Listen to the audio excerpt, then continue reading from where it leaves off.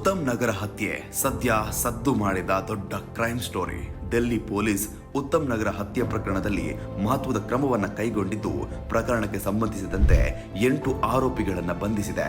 ಈ ಪ್ರಕರಣದಲ್ಲಿ ಪ್ರಮುಖ ಆರೋಪಿಯಾಗಿ ಗುರುತಿಸಲ್ಪಟ್ಟಿರುವ ಇಮ್ರಾನ್ ಅಲಿಯಾಸ್ ಬಂಟಿಯನ್ನ ಮಾರ್ಚ್ 8ರಂದು ಬಂಧಿಸಲಾಗಿದೆ.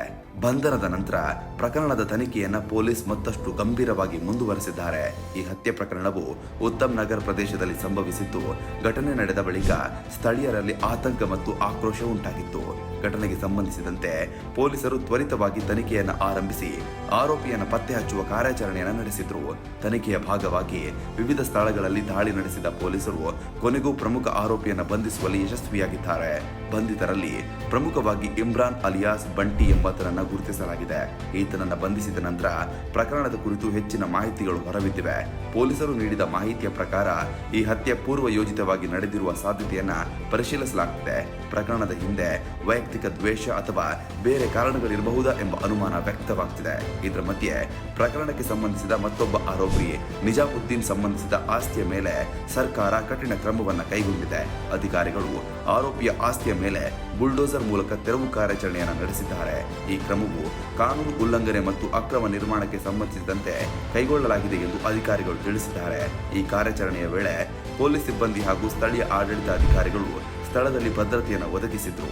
ಯಾವುದೇ ಅಹಿತಕರ ಘಟನೆಗಳು ಸಂಭವಿಸದಂತೆ ಹೆಚ್ಚಿನ ಪೊಲೀಸ್ ಪಡೆಗಳನ್ನು ನಿಯೋಜಿಸಲಾಗಿದೆ. ಬುಲ್ಡೋಸರ್ ಕಾರ್ಯಾಚರಣೆಯ ದೃಶ್ಯಗಳು ಸಾಮಾಜಿಕ ಜಾಲತಾಣದಲ್ಲಿ ಹರಡುತ್ತಿದೆ. ಜನರಲ್ಲಿ ವ್ಯಾಪಕ ಚರ್ಚೆಯೂ ಮೂಡಿದೆ. ಪೊಲೀಸರು ಹೇಳುವಂತೆ ಪ್ರಕರಣಕ್ಕೆ ಸಂಬಂಧಿಸಿದ ಎಲ್ಲ ಆರೋಪಿಗಳನ್ನ ಕಾನೂನಿನ ಮುಂದೆ ತರಲು ಕ್ರಮ ಕೈಗೊಳ್ಳಲಾಗುತ್ತಿದೆ. ಈಗಾಗಲೇ ಬಂಧಿಸಲ್ಪಟ್ಟ 8 ಮಂದಿಯನ್ನ ನ್ಯಾಯಾಲಯಕ್ಕೆ ಹಾಜರುಪಡಿಸಲಾಗಿದ್ದು, ಹೆಚ್ಚಿನ ವಿಚಾರಣೆ ನಡೆಯುತ್ತಿದೆ. ಈ ಪ್ರಕರಣದಲ್ಲಿ ಇನ್ನೂ ಕೆಲವು ಆರೋಪಿಗಳು ಸೇರಿರುವ ಸಾಧ್ಯತೆಯನ್ನು ಪೊಲೀಸರು ತಳ್ಳಿ ಹಾಕಿಲ್ಲ.